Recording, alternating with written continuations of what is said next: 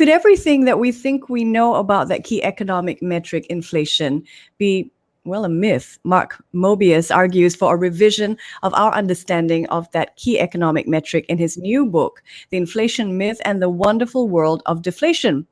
The book says what we believe we know about inflation today does not reflect reality, and that technology and innovation and automation has led to cheaper and better products, and technology has also rendered inflationary measurements unreliable and inaccurate. Mark Mobius leads Mobius Capital Partners. He's one of its founding partners. He's a noted investor, and he's the man behind the books that we are reading today, The Inflation Myth. Mark, welcome to Read. Well, thank you very much for that nice introduction. I appreciate it very much. You know, in Singapore, households polled just last month expect headline inflation to rise to 2.2% this year. Mark, why publish this book now? A book interrogates the notion of inflation. Well, first of all, what I have been really concerned about is the degree to which central banks and governments around the world depend on these inflation measures, the inflation numbers. And it's amazing. They'll say, oh, God, it's gone from 2.2 to 2.5. I mean, these kinds of minute differences in measurements in itself is wrong. You should not be depending on such small differences because they're probably statistically insignificant. But more importantly, if you look at how inflation is measured, you'll see that it's faulty in so many ways. First of all, it's based on a basket, a so-called basket of goods and services. And that basket is changing from year to year. So if you're comparing, let's say, the basket in 1950 and the basket today, it's a completely different basket. So you're comparing apples and oranges, so to speak. So that's faulty in itself. The other problem is that we're not all the same. The inflation measure used for you is got to be different for me because the way I spend money is different from the way you spend money. So again, trying to use a blanket measure for everyone just is not correct. And the other factor is that, of course, when these surveys are made, you ask people, what do you spend money on? They're not going to tell you about spending money on some sex objects or some illicit things that you don't want anybody to know about. So a lot of these things are not measured properly. Would you say then that the U.S. is in deflation now? What is your reading of where the U.S. is with regards to inflation? Well, the world is in deflation, actually, because of technology. I mean, just to give you a simple example, let's say telecoms. Now, I have my iPhone. You may have an iPhone or an Android instrument. This instrument is more powerful than what the first moon rocket was used to go to the moon. Just think about that. The incredible increases in technology have made things so much cheaper in so many ways. We can now do things that we never were able to do before. So in other words, not only the products have become cheaper, but the services have become much cheaper. Now, of course, it is true we've had currency devaluation. And by the way, one of the things I talk about in the book is how currencies throughout history have always been devalued. There's no currency that holds its value, simply because governments create money at their own will. So we're in a situation where if you look at it closely, you'll find that we are in a deflationary mode. And there's not much governments can do about it, because if you look, let's say Japan has been printing and printing and printing and trying to increase the money supply in order to incur inflation. But it hasn't happened. Actually, they've been continuing to have deflation. And the reason for that is technology. The increases in technology have been quite remarkable in our age, and it's continuing. Mark, how will the unprecedented fiscal and monetary stimulus in the war against COVID, the $1.9 trillion package the Biden administration is trying to push through, how do you see that affecting the probability of inflation? Well, first of all, you will see a devaluation of the dollar because of this spending. And of course, it would look like prices are going up for certain goods and services, but in reality, the technology movements are making these things cheaper in real terms. And by the way, at the end of my book, I also compare the so-called inflation measures with the measures of wages and income in various countries around the world, including Singapore, by the way. And you'll see that either there's been no change, but or the incomes and salaries have gone up more than the so-called inflation.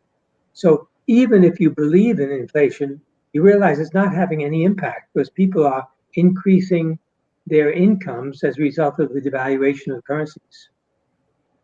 I guess the question then is inflation still relevant when it comes to managing money supply, Mark? No, I don't think it's relevant. I don't think inflation measures should be used. I think the best way to look at this is in terms of incomes, actual incomes, and services and products. And if you look at that carefully, you'll find that we're in an incredible world of deflation. And by the way, a lot of people think that deflation is bad. In fact, many economists think that we must have inflation in order to have growth. I disagree with that. In fact, they've used the 2% target for inflation as a very, very good thing. I don't believe that. I think deflation is wonderful for most people, particularly the low income people who usually have a lag in the terms of how much increase in incomes they have from year to year. So deflation is actually a very good thing. We should be proud of it. Mark, why then are central banks targeting 2% an inflation rate? That's a good question. I believe the reason why they do that is with an inflation measure like that, they can increase the GDP figures so that they can see growth in nominal terms. Now, in real terms, that's another question, but they think that by having some inflation, you'll have economic growth. Of course, one of the reasons for that is that with inflation, debts are easier to pay because people are able to pay off the debts that were denominated in previous currencies to the current currencies which have been devalued. So I believe that this target of 2% is an erroneous measure. If our metrics or if the means that we have to measure inflation are faulty, what should we be looking at? You mentioned jobs, you mentioned goods and services. Should we also be looking at measuring technological growth? Is there a way of doing that? Yes, of course, you can measure productivity and technological growth. That's a good measure, but what we should really be measuring is happiness. In other words, how happy are people? How are their lives getting better? Are they lengthening their lives with better health care? Are they having better home environments? These are kinds of things that we should measure because that will give us a real insight into people and the way they live. I guess Bhutan is ahead of the curve there then. How do you see the issuances of digital coins as central banks are in a race to do this? How will the central bank's issuance of digital currency, how could that impact inflation? Well, with digital currencies, it means that you're able to increase the amount of money available, the velocity of money. And of course, that means that you have a lot more resources to put into many areas, whether it be in infrastructure, services, or whatever, or just consumption. So the introduction of these digital currencies will mean further devaluations of currencies, of course, because you're going to have more availability of currencies, which is fine because I believe technology will keep up the pace with deflationary measures. Mark, COVID's ushered us into a new economic era. What do you think investors have to know to navigate the new normal? I think what they have to do is really take a realistic look at their lives and see how their health is being impacted by the various COVID measures. I personally believe the lockdowns, having people in solitary confinement for 2 weeks, is a very bad thing for people's health and should be ended as soon as possible. But at the same time, we have to educate people as to how to keep healthy. Uh, are they exercising every day? Are they eating properly? Are they stopping their smoking and that sort of thing? I think these are the kinds of uh, education measures that should be uh, promoted in order to have people healthy. Because you'll find that a lot of the so-called COVID deaths really are not COVID itself, but are heart attacks, are lung diseases, are many other diseases which are exacerbated by COVID. And finally, Mark, what do you hope this book will be able to achieve? Do you think policymakers are going to have to rethink the way they approach inflation? Are you confident that's going to happen?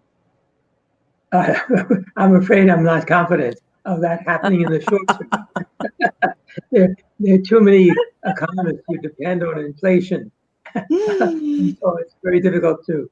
But I do hope that one of the areas that I touch in the book will get through to people, and that is be optimistic. Things are getting better, and we don't have to worry about inflation. We're living in a world of deflation, which is a wonderful thing. So it sounds like you wrote this book more for the layman than for the economists to squabble over. I hope that the layman will read it rather than the economist. Well, thank you very much, Mark. I appreciate your time and thank you for talking to us.